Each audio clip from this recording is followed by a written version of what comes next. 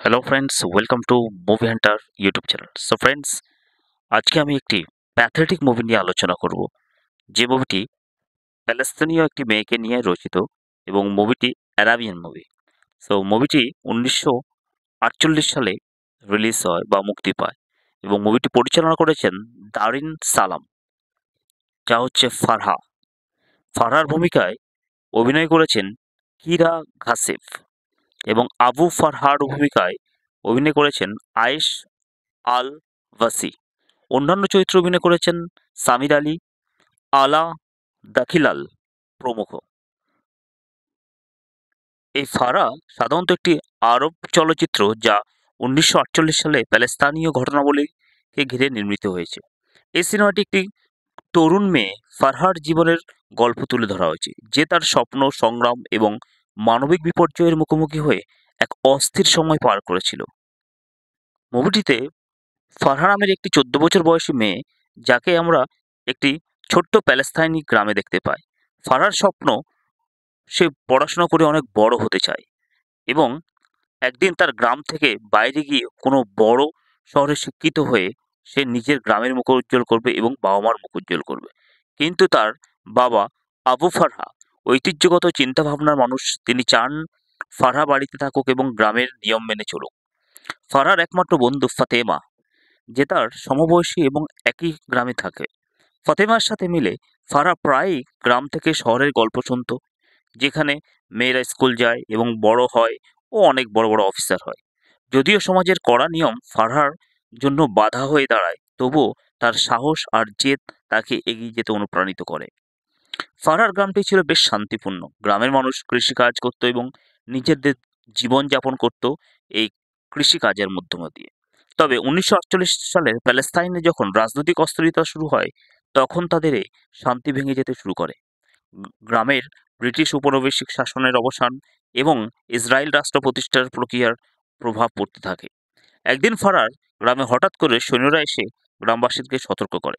তারা জানায় তাদের গ্রামে শত্রুরা আক্রমণ করতে পারে। গ্রামের লোকেরা আতঙ্কিত হয়ে পড়ে। এই ঘটনায় ফারহার বাবা চায় ফারহা তার স্বপ্ন ভুলে যাক এবং নিজের নিরাপত্তার জন্য বাড়িতে থাকুক। কিন্তু ফারহা জেদ ধরে এবং তার স্বপ্ন ত্যাগ করতে রাজি হয় না। যাই হোক, একদিন অতর্কিতভাবে সত্যি গ্রামে হামলা হয়। ফারার বাবা তাকে বাড়ির ভিতরে লুকিয়ে রাখে। সে একটি ছোট্ট গুদামের মতো ঘরে আটকা পড়ে। বাবা তাকে বলে যে কোনো অবস্থাতেই সে যেন ঘরের বাইরে না বেরোয়। ফারহার বাবা এবং গ্রামের পুরুষরা বাইরে গিয়ে গ্রাম রক্ষা করার চেষ্টা করে। ফারহা জানালার একটি ছোট্ট ছিদ্র দিয়ে বাইরের জগৎ দেখতে পায়। তার চোখের সামনে গ্রামের মানুষের উপর হামলা হয়, হত্যাকাণ্ড এবং ধ্বংসযজ্ঞ শুরু হয়।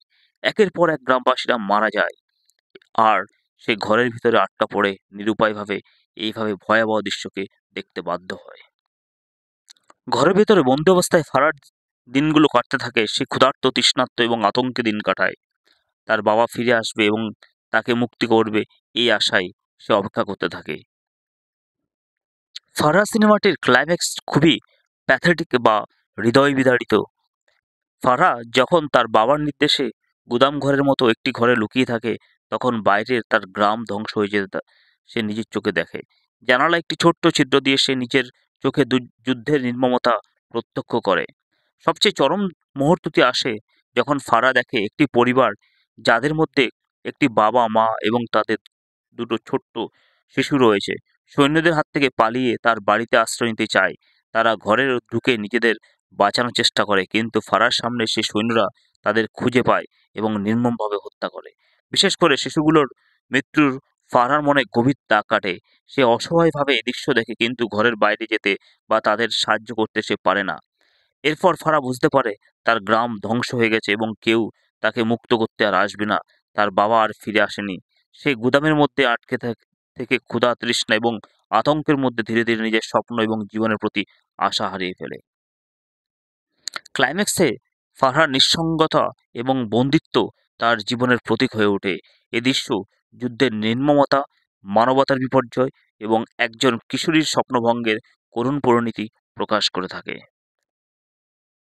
এবং মুভিটির শেষে যখন ফারার বাবা আর ফিরে আসে না, তখন এটি কল্পনা করা হয় যে ফারার বাবা হয়তো আর বেঁচে নেই এবং তিনি হয়তো মারা গেছে যুদ্ধে বা নিজের গ্রামকে রক্ষা করার জন্য তিনিও শহীদ হয়েছেন। অন্যদিকে ফারহা অপেক্ষায় দিন গুনতে বলে এভাবে মুভিটির সমাপ্তি ঘটে।